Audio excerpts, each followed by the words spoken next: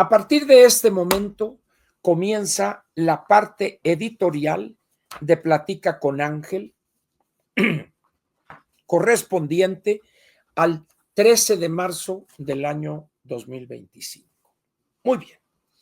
El título es el siguiente: expliquemos otra vez lo ya explicado. ¿A qué me refiero? Yo he mencionado primeramente, dije que el legado, si a algo se le puede llamar así, a este desastre que dejó López Obrador el bulto, corría peligro ya por la gobernación que es muestra de ineptitud gigantesca y de los errores cometidos por la anticientífica. De tal manera que el bulto ya estaba dudando de la conveniencia de que durare 6 años en el encargo. Y eso podía dar como resultado, antes de la revocación de mandato, que es cuando se cumple la primera mitad, ¿verdad?, estaba la posibilidad de que a los 2 años, un día, ella solicitara licencia definitiva o renuncia definitiva y entrare en acción el Congreso para designar presidente sustituto mediante unas reglas muy claras que están en el artículo 84. Siento que no me expliqué para evitar afirmar que no me entendieron. No, voy a decir que no me expliqué, incluso ha habido algunas preguntas o comentarios, y por eso voy a comentar otra vez este detalle de los 2 años, un día.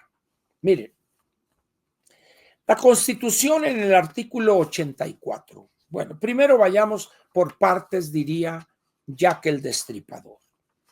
El capítulo 3 de nuestra Constitución, la que nos rige, en su artículo 80, y esto lo cité desde el primer día de este gobierno. El artículo 80 es un artículo de 2 líneas. Dice así: se deposita el ejercicio del supremo poder ejecutivo de la Unión en un solo individuo que se denominará presidente de los Estados Unidos mexicanos. Y dije yo, ¿de dónde salen con esa babosada de presidenta? La Constitución es muy clara en el artículo 80. Aquí está subrayado. Para los que duden, entren a la Cámara de Diputados, pongan ahí leyes federales de México, pongan ahí, y la primera ley que aparece, la ley suprema, la Constitución, y busquen el artículo 84 que está en la página 86 y ahí leanlo. Muy bien. El artículo, bueno, este capítulo de la Constitución habla del poder ejecutivo. Bien. En el artículo 82 vienen los requisitos para ser presidente. Muy bien. El artículo 83 es el que prohíbe la reelección. Dice así: el presidente entrará a ejercer su cargo el 1 de octubre. Recuerden ustedes que antes era el 1 de diciembre. Entonces, se redujo ese 1 de diciembre al 1 de octubre, es decir, 2 meses se adelantó. Y durará en él 6 años. Ojo, el ciudadano que haya desempeñado el cargo de presidente de la República, electo popularmente, es decir, presidente constitucional, o con el carácter de interno o sustituto, o asuma provisionalmente la titularidad del Ejecutivo Federal, ojo, en ningún caso y por ningún motivo podrá volver a desempeñar ese puesto.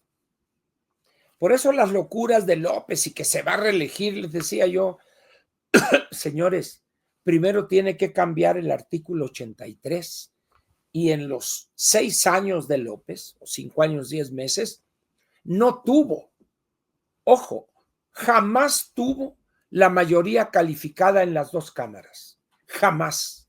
No podía modificar la Constitución. Cuando uno les explicaba eso, se reían. Bueno, aquí está la explicación en el 83. Vayamos al 84. Dice así: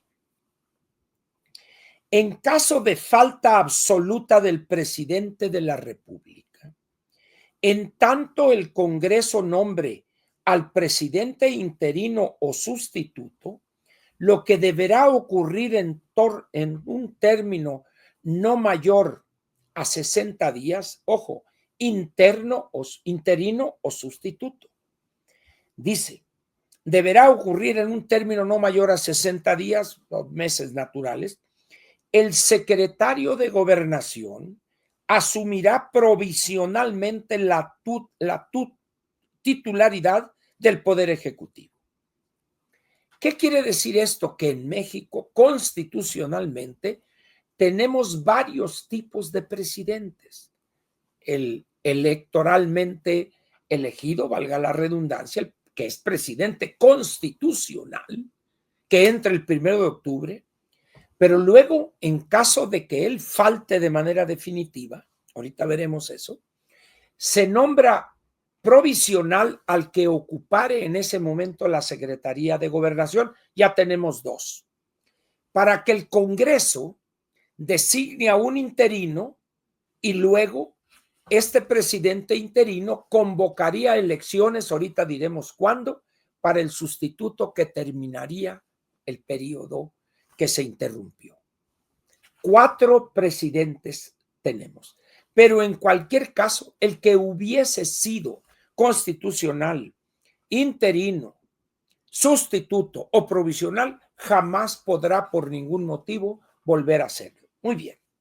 Y luego dice, aquí les va a ustedes, cuando la falta absoluta del presidente, es el tercer párrafo del 84, cuando la falta absoluta del presidente ocurriese en los 2 primeros años del periodo respectivo, si el Congreso de la Unión se encontrase en sesiones y concurriendo cuando menos las 2/3 partes del número total de los miembros de cada Cámara, es decir, las 2/3 partes de 500 diputados y las 2/3 partes de 128 senadores, se constituirá inmediatamente en colegio electoral y nombrará en escrutinio secreto y por mayoría absoluta un presidente interino.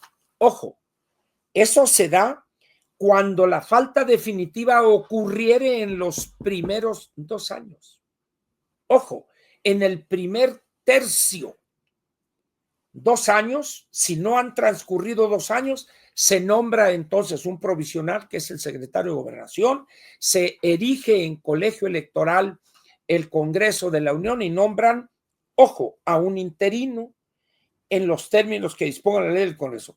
El mismo Congreso expedirá dentro de los 10 días siguientes a dicho nombramiento la convocatoria para la elección del presidente que deba incluir el periodo respectivo. Fíjense ustedes lo importante de esto. Quiere decir que si hay una ausencia definitiva, se muere, le da un embolio, un infarto que lo deja patuleco, o simplemente una enfermedad mental, de repente le da un patatús y empieza acá y lo que sea, es decir, que esté imposibilitado para gobernar en los primeros 2 años, habría que celebrar elecciones. Habría que celebrar la elección del nuevo presidente, que sería el presidente sustituto que terminaría el encargo que quedó interrumpido.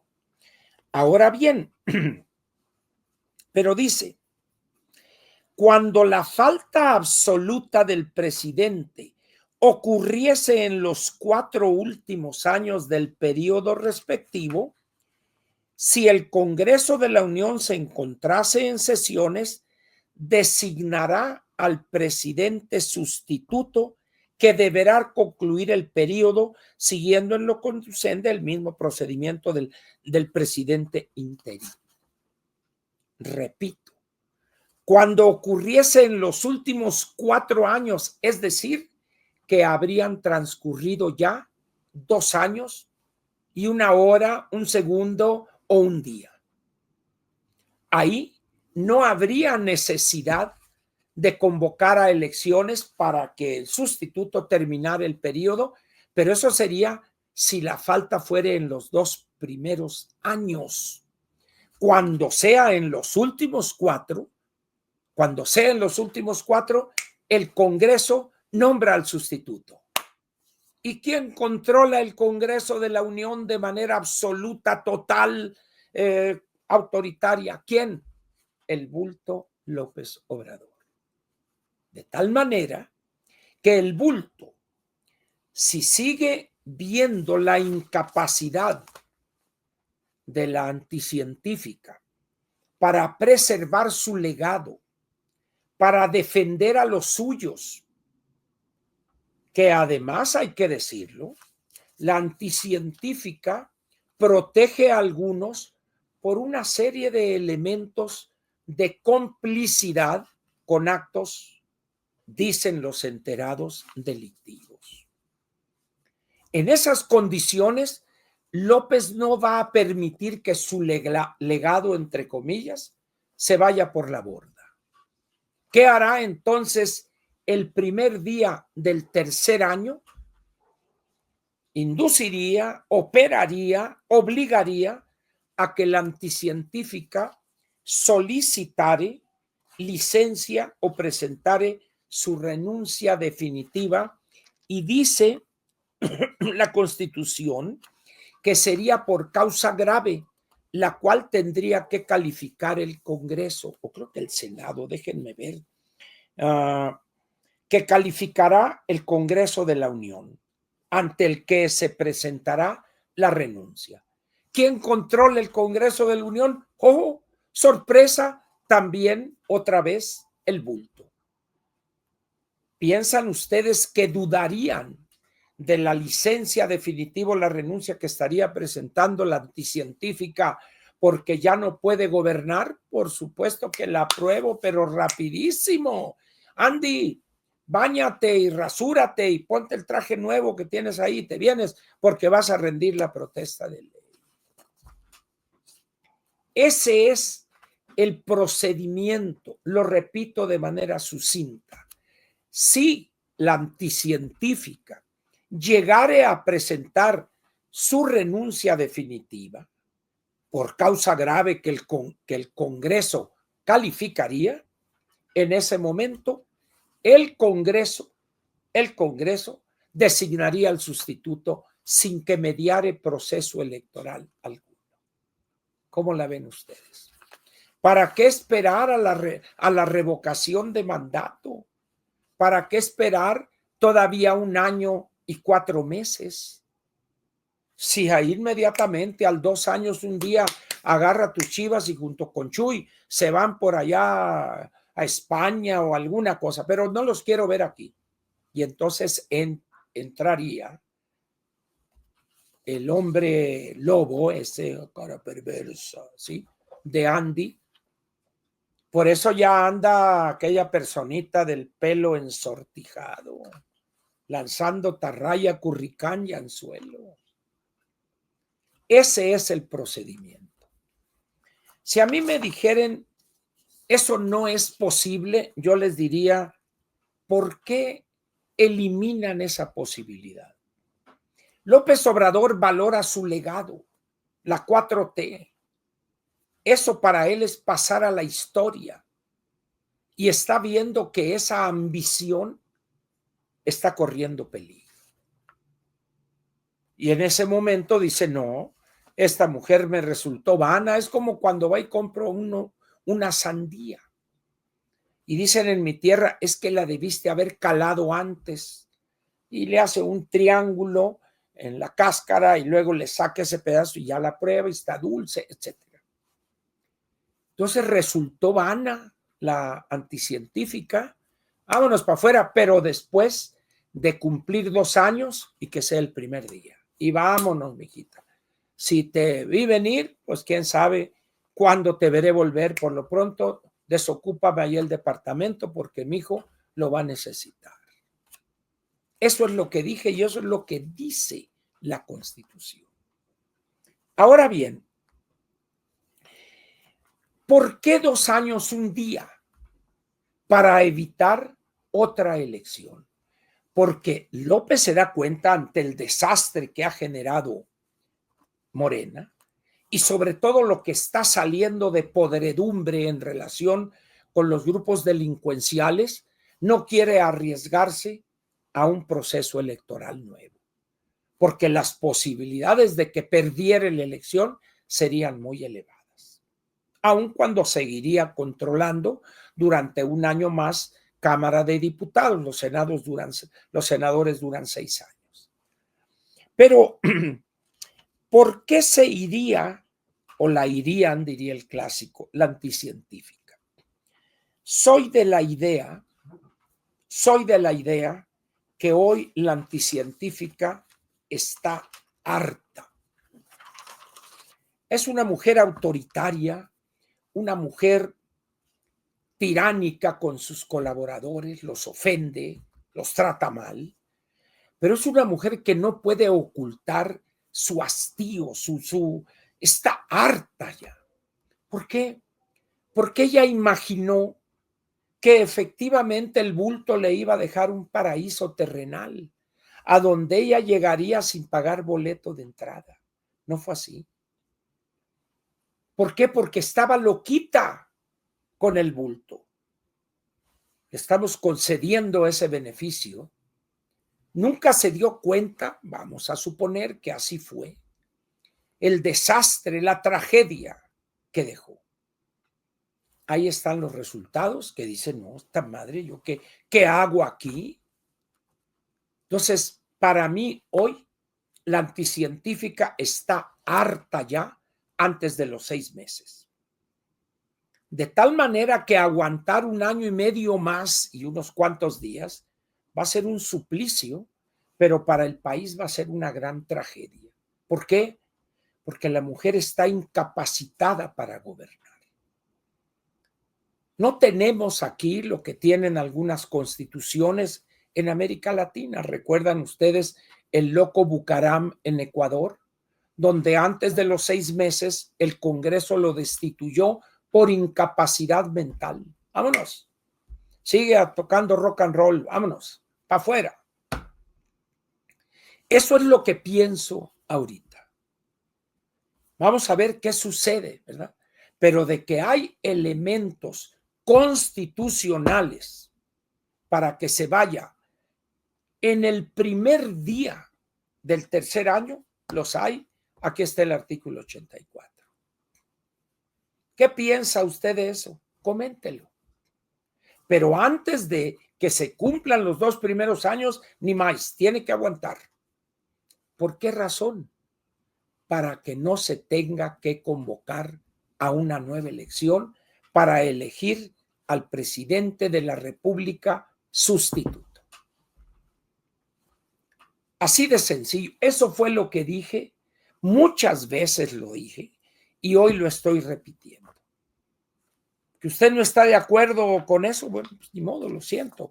Es una opinión, pero constitucionalmente eso es posible. Constitucionalmente, repito, eso es posible. ¿Se va a lograr? ¿Quién sabe?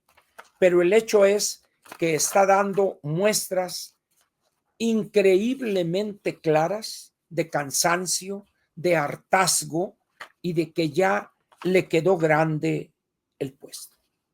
Esa es la triste realidad del anticientífico. Y vayamos, antes de despedirme del editorial, de una cosa que me ha causado hilaridad. Primero es lo anecdótico.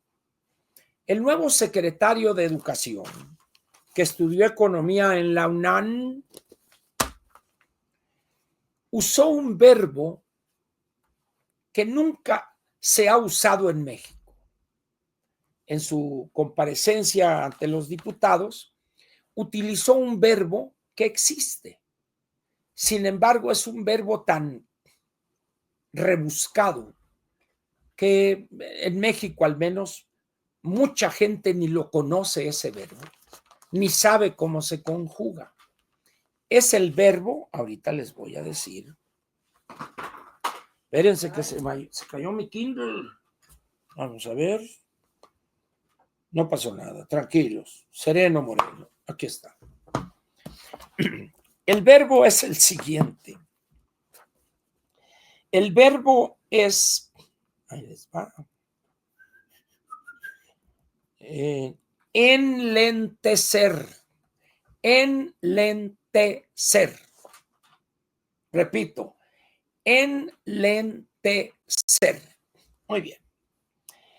Este verbo se conjuga como el verbo agradecer. O sea, entonces, ¿a qué nos lleva esto? Muy bien. Prefirió este individuo, que ya muestra su cobardía, en vez de decir, ahorita voy a leerles las palabras textuales de él, en vez de reconocer que la economía mexicana no está creciendo y que no va a crecer, utiliza un verbo para apantallar ingenuos, enlentecer, y dice él, daremos continuidad a los esfuerzos para alcanzar los objetivos en el paquete económico 2025. No son objetivos, son sueños de marihuanos. No se van a cumplir. A pesar de las adversidades y de los posibles vientos en contra. No, no, compañero. No son vientos en contra, son babosadas, son errores de conducción de la gobernación de ese gobierno al que tú perteneces desde el 1 de octubre. No te hagas, no te hagas. Pero dice él, asimismo, reconoció cierto ¿cómo dice? Enlentecimiento de la economía del país. Todo por no utilizar un verbo entendible, que diría así, asimismo reconoció cierto, vamos a decir, estancamiento o crecimiento muy bajo de la economía mexicana en el año 2025.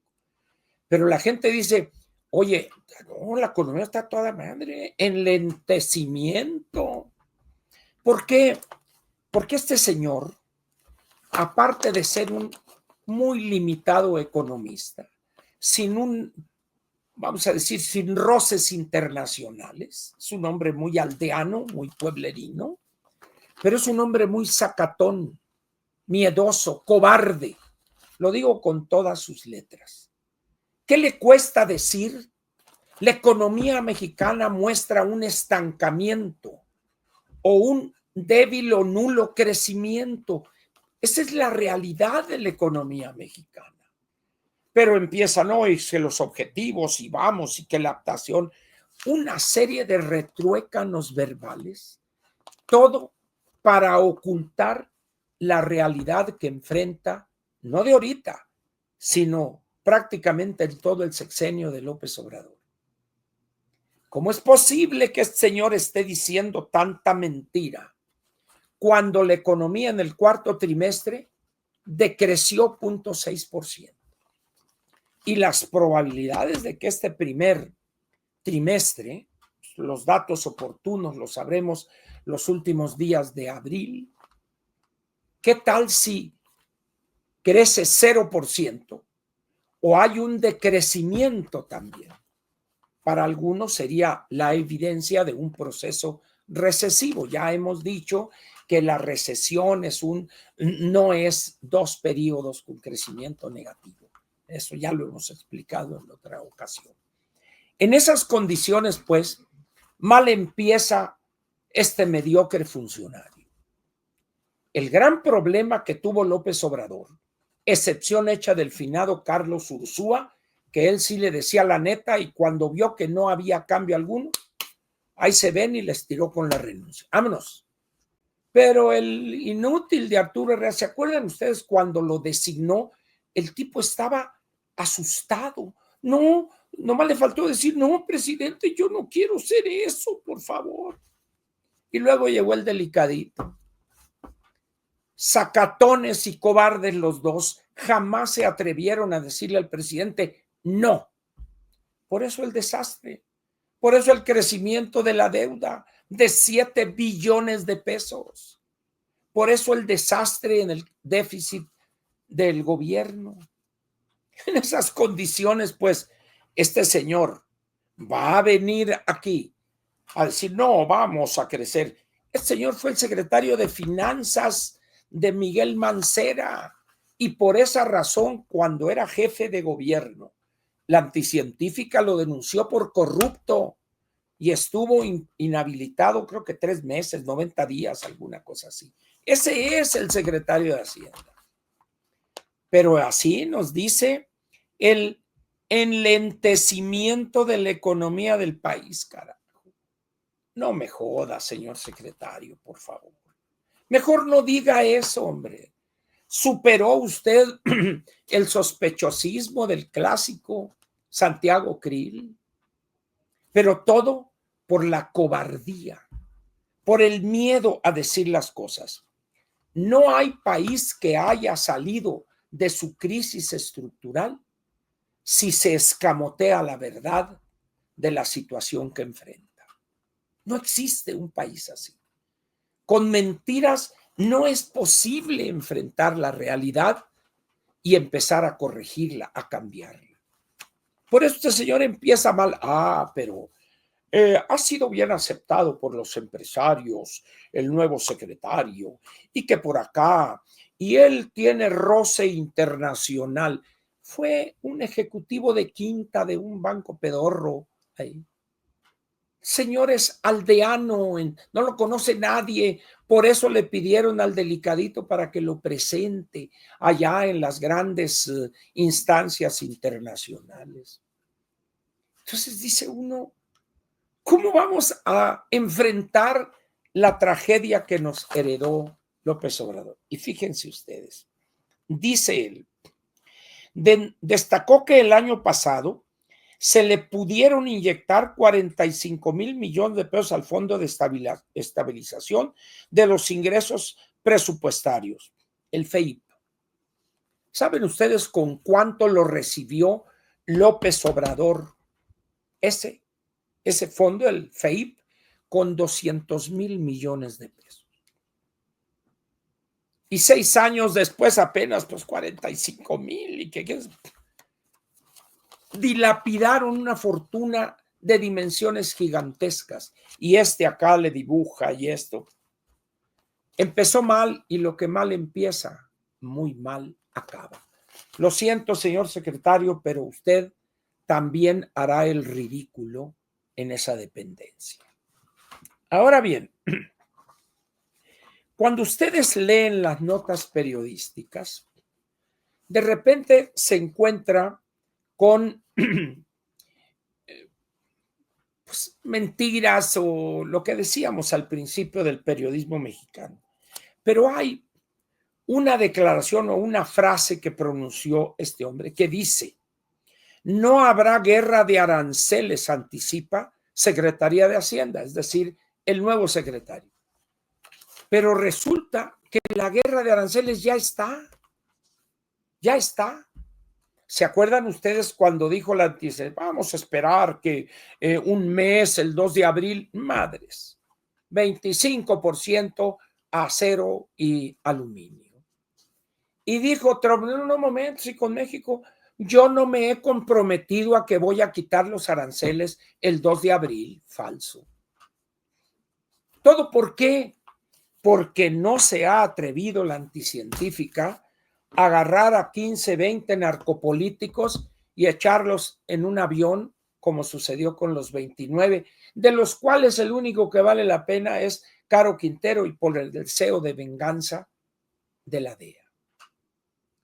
En la medida en que ella se niegue a entregar a 4 o 5 pesados y a unos 10 medio pesados, con Trump no vamos a lograr lo más mínimo. Ahora bien, miren, andando en estos espacios mediáticos y lo que sea, le llegan a uno cosas. Oiga, don Ángel, así, así, así, asado. Uno, como diría mi compadre Don Trini allá en Durango, donde anduve yo dando guerra algunos años, mire, me decía, ni lo dudo ni lo paso a creer. Así estoy yo con lo que me han comentado. Me han comentado el trato que le daba López Obrador a la anticientífica, que la trataba prácticamente como su sirvienta. Haz esto, vete por esto, vete a Sinaloa, ve a ver allá y te van a dar esto y me lo traes. Imaginen ustedes lo que sería eso. Y de ahí la protección a Rochamoya. A Rochamoya no lo van a entregar por todo lo que sabe y lo que ha hecho. Y me dice esta persona también, Rochamoya no va a ser entregado. Olvídate, me dice. Va a ser silenciado de manera definitiva. Como diría el clásico, el que entendió, entendió. De ese nivel es el problema que estamos enfrentando en México como consecuencia de los abrazos no balazos y de la colusión de un grupo importante de políticos con los grupos que se dedican al narcotráfico, entre otras actividades delictivas. ¿Qué vamos a ver en los próximos meses? Cosas que nos van a sorprender. No solo, más bien no nos va a sorprender la incapacidad de la anticientífica, porque en estos 5 meses, 13 días, ha sido más que evidente su incapacidad.